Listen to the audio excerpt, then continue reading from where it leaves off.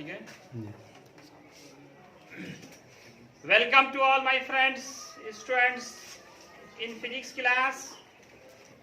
Today our topic is Hertz experiment. दोस्तों, पिछले lecture में हम लोगों ने इलेक्ट्रोमैग्नेटिक वेव नाम का जो यूनिट है, चैप्टर है, उसको शुरू किया गया था। इलेक्ट्रोमैग्नेटिक वेव के हिस्टोरिकल इंट्रोडक्शन में भी मैंने कहा था कि मैक्सवेल ने सबसे पहले इसका थ्योरी दिया था, लेकिन लेबोरेटरीज में प्रोड्यूस करने का जो श्रेय है सर्वप्रथम वो आपको गया किसको? हर्ट्ज ने सबसे पहले प्रयोगशाला में लेबोरेटरीज में इलेक्ट्रोमैग्नेटिक वेव को प्रैक्टिकली प्रोड्यूस भी किया और फिर उसको डिटेक्ट करके भी दिखाया। डिटेक्ट करना था पहचानना, इलेक्ट्रोमैग्नेटिक वेव ना प्रोड्यूस किया और फिर उसको डिटेक्ट करके भी दिखाया कि ये बिना किसी मीडियम के एक प्लेस से दूसरे प्लेस तक जा सकती है। उसी एक्सपेरिमेंट का नाम है हर्ट्ज एक्सपेरिमेंट। फ्रीक्वेंसी का ऐसा यूनिट क्या बोलते हैं? इसी साइंटिस्ट के सम्मान में हम लोग फ्रीक्वेंसी का ऐसा यूनिट हर्ट्ज कहते हैं। तो हर्ट्ज ने क्या किया, दो मेटेलिक प्लेट लिया। फिगर में देख सकते हैं, दो मेटेलिक प्लेट्स हैं, 60 सेंटीमीटर अपार्ट रखा, 60 सेंटीमीटर की दूरी पे रखा और उसे दो मेटेलिक रॉड लगाया, मेटेलिक रॉड लगाया और इसमें डिस्प्लेसेबल खिसकने वाला S लगाया, S1 और S2। नीचे भी वही प्लेट है, सेम साइज का, दोनों को एक दूसरे के पैरेलल रखा गया। 60 सेंटीमीटर के डिस्टेंस पे रड के बीच का गैप 2 से 3 सेंटीमीटर का गैप रखा गया, मतलब रड काफी लंबा था। अब इसको रड को कनेक्ट कर दिया गया एक high voltage source of electricity से। High voltage source of electricity से इसको कनेक्ट किया और जब स्विच ऑन किया तो क्या देखा कि यहाँ पे तो कुछ नहीं देखा उन्होंने। हुआ क्या, थोड़ी समझ लीजिए। जैसे ही स्विच ऑन करेंगे यहाँ पे जो गैसेस हैं वो आयंस में टूटेंगे। आप जानते हो कि जब किसी गैस पे हाई इलेक्ट्रिक फील्ड अप्लाई किया जाता है तो गैस आयंस में टूट जाती है, इलेक्ट्रिक डिस्चार्ज। तो इलेक्ट्रिक डिस्चार्ज होने लगता है, चार्जेस का यहाँ पे फॉर्मेशन होने लगता है और किसी भी होलो स्फीयर के अंदर चार्ज को स्टोर करने की ग्रेट कैपेसिटी होती है। Any hollow sphere has great capacity to store electric charges. ये चार्जेस को क्या करता है? स्टोर कर लेता है। जब स्टोर कर लेगा तो दोनों पे क्या आएगा? Like charge. लाइक चार्जेस मतलब इस पे फोर्स लगना शुरू हो जाएगा। जब फोर्स लगेगा तो मोशन कैसा होगा? Accelerated motion. एक्सीलरेटेड मोशन होगा। एक्सीलरेटेड मोशन में वेलोसिटी चेंज होती है। वेलोसिटी चेंज होगा तो वेरिएबल इलेक्ट्रिक फील्ड और मैग्नेटिक फील्ड जनरेट होंगे और कुछ देर के बाद ये कंडीशन SHM का हो जाता है, SHM सिंपल हार्मोनिक मोशन का। तब ऐसे कंडीशंस में जो इलेक्ट्रोमैग्नेटिक वेव प्रोड्यूस होते हैं वह एक दूसरे के परपेंडिकुलर डायरेक्शन में होते हैं और वेरिएबल होते हैं। वेरिएबल परपेंडिकुलर इलेक्ट्रिक फील्ड और मैग्नेटिक फील्ड प्रोड्यूस होता है। अब ये कैसे पता चलेगा? तो दिखता तो नहीं इलेक्ट्रोमैग्नेटिक वेव, तो फिर प्रोड्यूस कैसे होगा, ये प्रोड्यूस हुआ या नहीं है, ये पता कैसे चलेगा? इसके लिए उन्होंने क्या किया, एक रिंग लिया, मेटलिक रिंग, और इसमें कट करके उन्होंने दो स्फीयर लगाया, S3 और S4। S3 S4 को जब S1 S2 के नजदीक लाया, बिल्कुल सटाया नहीं, कुछ दूर ही रखा गया था। तब ऐसे कंडीशंस में देखा गया कि यहाँ पे स्पार्किंग होने लगा। इसका मतलब यहाँ से कोई वेव प्रोड्यूस हो रहा है और वो बिना किसी मीडियम के S3 S4 के बीच पहुंच रही है। जहां प्रोड्यूस हो रहा है और इधर आगे जा रहा है, ये इसको कैच कर रहा है। इसी कारण यहाँ पे क्या हो रहा है? स्पार्किंग हो रही है। मतलब यहाँ पे एक ऐसा वेव प्रोड्यूस हो रहा है जो बिना किसी मीडियम के एक जगह से दूसरी जगह जा सकता है। उसी का नाम क्या बोलते हैं? इलेक्ट्रोमैग्नेटिक वेव कहते हैं, जो बिना किसी मीडियम के ही एक जगह से दूसरी जगह जा सके।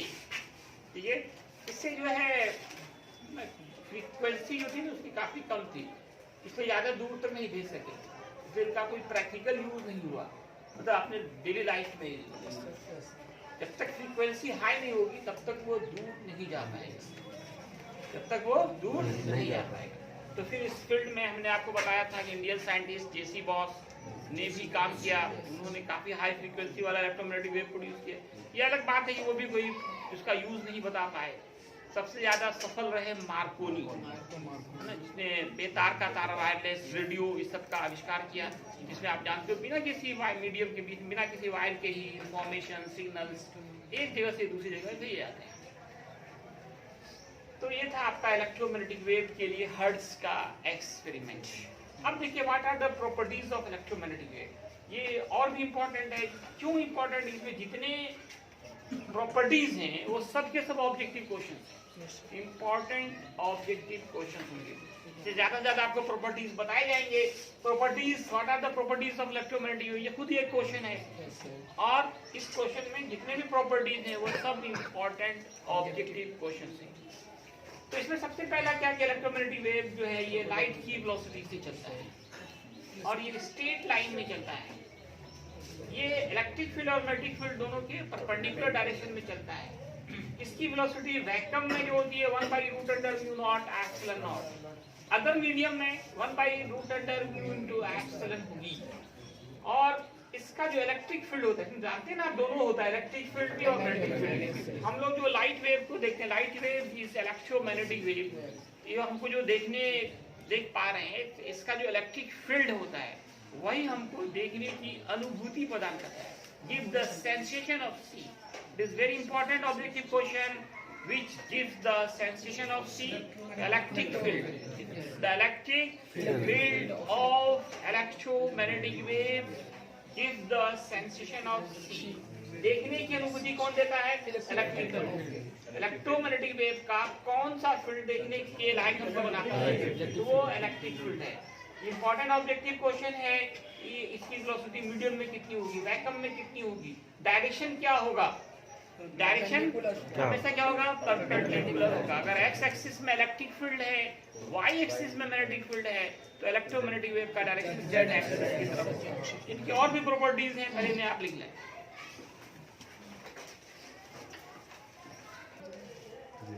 इलेक्ट्रोमैग्नेटिक वेव में इलेक्ट्रिक फील्ड और मैग्नेटिक फील्ड दोनों वेरिएबल्स होते हैं। इलेक्ट्रिक फील्ड का जो मैक्सिमम वैल्यू है वो एम्पलीट्यूड ऑफ इलेक्ट्रिक फील्ड कहलाएगा।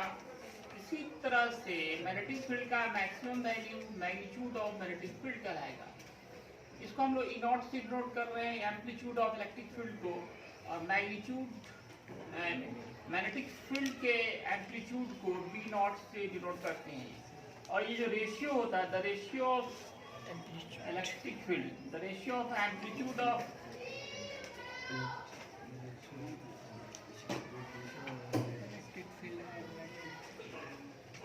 electric field and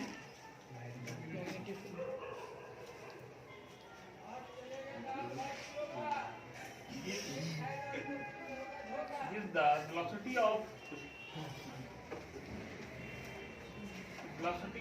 EMW,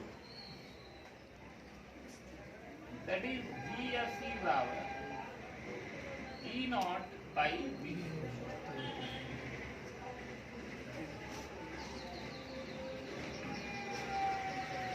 also very important objective question.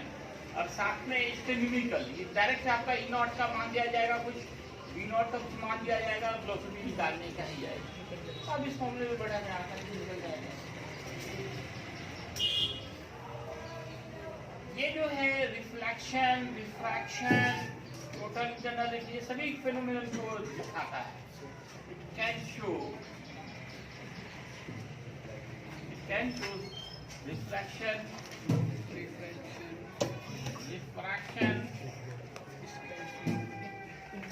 total internal reflection,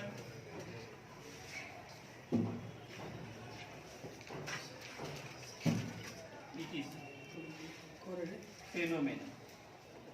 इन सभी घटनाओं को ये शो कर सकता है, प्रदर्शित कर सकता है। ओबे ये पालन करता है superposition theorem, principle of superposition of waves, principle of superposition of waves. दो वेव एक साथ एक मीडियम में चल रहा हो, दोनों आपस में मिल जाते हैं और एक नया वेव बनाते हैं। इसी को कहते हैं सुपरपोजिशन ऑफ वेव्स। दो या दो से ज्यादा वेव्स एक साथ एक ही मीडियम में चल रहे हो। ए छपाई मशीन सर, कुछ सुनने समझने की जरूरत नहीं है। दो या दो से ज्यादा वेव्स एक साथ एक ही मीडियम में चल रहे हो तो वे आपस में मिल जाते हैं और एक नया वेव बनाते हैं।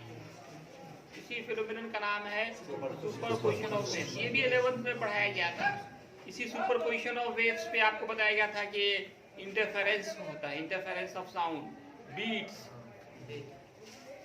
याद नहीं है? पूरा खा गए आप लोग 11th। कोई कंपटीशन में 11th का ही 60% होता है, पूरा खा गए आप लोग। Principle of superposition of waves का ये फॉलो करता है। इंटरफेरेंस यहाँ भी हम लोगों को पढ़ना है वेव ऑप्टिक्स में। नेक्स्ट, इट कैन शोज, ये दिखला सकता है इंटरफेरेंस। आपको पढ़ाएंगे इंटरफेरेंस वेव ऑप्टिक्स में। इंटरफेरेंस ऑफ लाइट, पोलराइजेशन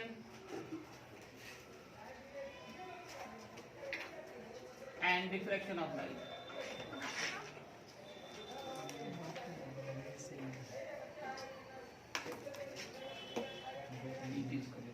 इन सब घटनाओं को ये दिखाते हैं। ETC phenomena.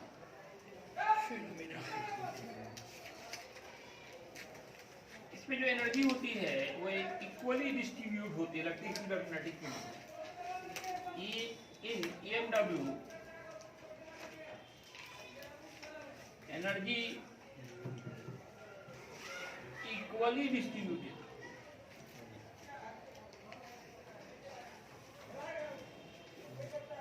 In electric field and magnetic field.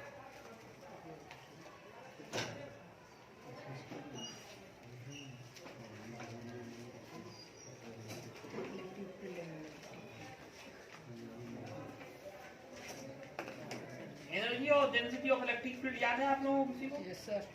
बोले तो 1/2 into epsilon naught into E naught pi square. very good.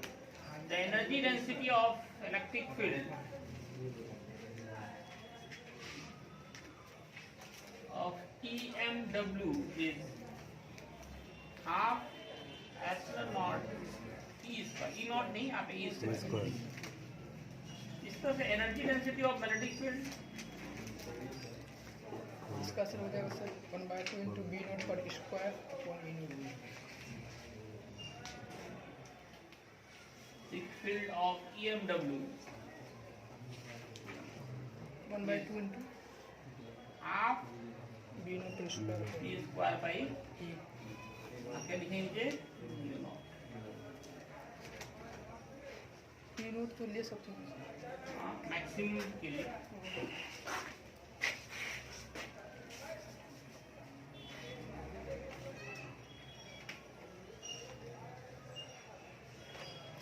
Electric field और मैग्नेटिक फील्ड दोनों की एनर्जी क्या होती है? बराबर होती है। जितनी एनर्जी इलेक्ट्रिक फील्ड में होगी उतनी ही मैग्नेटिक फील्ड में भी होगी। दोनों में एनर्जी बराबर equally distributed. Equally distributed.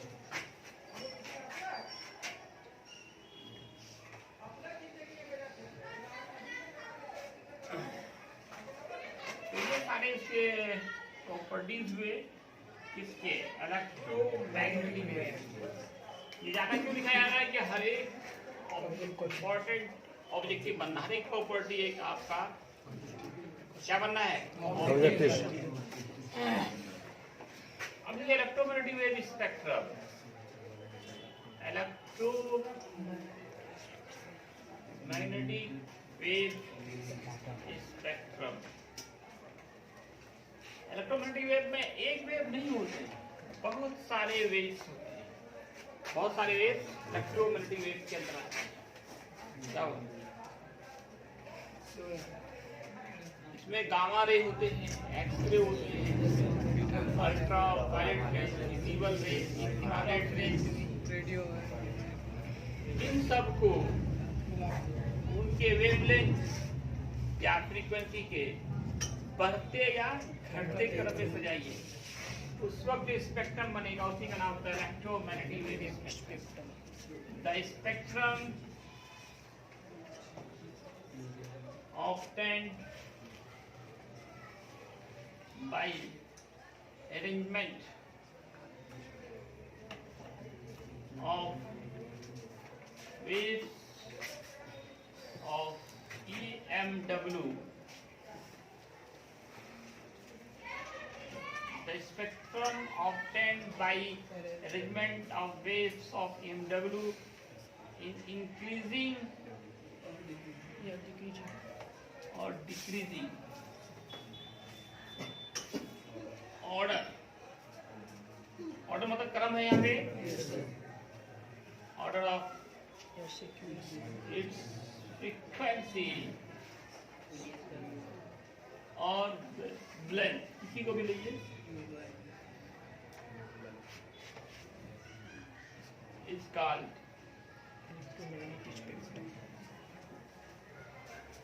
electromagnetic wave spectrum। Compulsory homework पे जा रहा है, आप लोगों को कंस्ट्रक्ट करना है, सबको बना के लाना है कंस्ट्रक्ट EMW एंड, और क्या लिखना है, right frequency, wavelength, source, uses of all waves of EMW। जितने वेव्स हैं सबका फ्रीक्वेंसी, वेवलेंथ, कहाँ से सोर्स है, क्या यूज है, ये सब लिख के लाना है, ये कंपल्सरी होगा। इतना कर लेते हैं, ये चैप्टर हमारा आप पावर बैंक बना लिए, थोड़ा ही फॉर्मूला, ज्यादा फॉर्मूला तो है नहीं, कल होगा। ठीक है, बंद कर दिए।